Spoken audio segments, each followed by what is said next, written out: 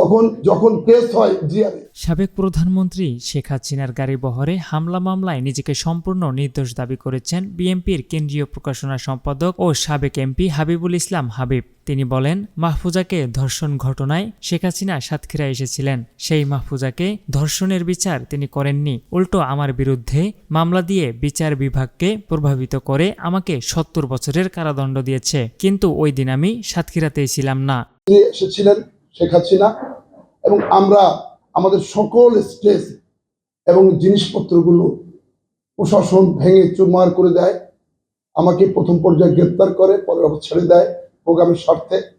তারপরে রাত্রের পরে তাণ্ডব শুরু হলো। আমি সহ ৩৯ জনের নামে জনপথা আসামি করা হলো। একদম নিষ্পাপ ছিলাম। সেই আসামিরা আমার সাথে জেলে গিয়েছিল। আমরা বীরের মতো ফিরে এসেছিলাম এবং আমি পরবর্তীতে এমপি হওয়ার পরে মাহফুজা ধর্ষণের ঘটনাটি ঘটে এবং সেই মাহফুজা ধর্ষণের ঘটনার দিন বিশ্বাস করেন সেই ঘটনা আজও কোনো বিচার হয়নি। কিন্তু আমি ছিলাম সেদিন, জোর করে বলছি, এখনো বলছি, অনেক নতুন সাংবাদিকের পরিচয় হলো। আমি গর্বিত এই নতুন সাংবাদিকদের, এই প্রজন্মের সেরা প্রজন্ম আপনারা। আপনাদের সাথে জানাচ্ছি দৃঢ়তার সাথে, সেদিন আমি ছিলাম ঢাকায় এবং উনি যাওয়ার পথে হয়তো বা একটা কৃত্রিম সংকট করার জন্য, কিন্তু আমি আবারও বলছি, কোনো গাড়ি ভাঙে নাই, কেউ রক্তপাত হয় নাই, কারো গায়ে আঘাত করে নাই। বিচ্ছিন্ন দু একটা ঘটনা ঘটতে পারে। নেত্রীর প্রধানমন্ত্রী তিনি, আমি অবশ্যই ছিলেন উনি, অর্থাৎ তার সম্মান আমি বুঝি। সে কারণে এখানে আমি তো ঢাকায় থেকেও নিয়ন্ত্রণ করার চেষ্টা করেছিলাম।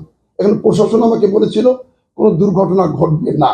৩ অক্টোবর সাতক্ষীরা পাবলিক লাইব্রেরিতে সাতক্ষীরা সাংবাদিক কেন্দ্র টক দায়জার জবাব তার শীর্ষক অনুষ্ঠানে অংশ নিয়ে সাংবাদিকদের প্রশ্নের জবাবে তিনি বলেন, ২০১৮ সালের নির্বাচনে পরাজয়ের কারণ সেনা সমর্থিত সরকারের পাতানো নির্বাচন। খালেদা জিয়াকে বিদেশ পাঠাতে ব্যর্থ হয়ে পূর্ব পরিকল্পিত নির্বাচনে আওয়ামী লীগকে ক্ষমতায় আনে তৎকালীন সেনা সমর্থিত সরকার। এছাড়াও তিনি বলেন, সাতক্ষীরা জেলা বিএনপির গ্রুপিং ও মৎস্যজীবী দলের নেতা সাবেক বিপি আমানুল্লাহ আমান হত্যার ঘটনায় বিচার বিভাগীয় তদন্ত চাই। একই সাথে পূর্বে ঘটে যাওয়া কোনো ঘটনায় সাংবাদিকদের না জড়ানোর বিষয়ে আমার প্রচেষ্টা অব্যাহত থাকবে। আর বিএনপির কোনো নেতাকর্মী অপরাজনীতির সাথে জড়িত হলে কাউকে ছাড় দেওয়া হবে না। ৫ স্তরের তার স্কোর ছিল, সেই স্কোর দিয়ে তিনি ভালোভাবে যশোর পর্যন্ত গিয়েছিলেন।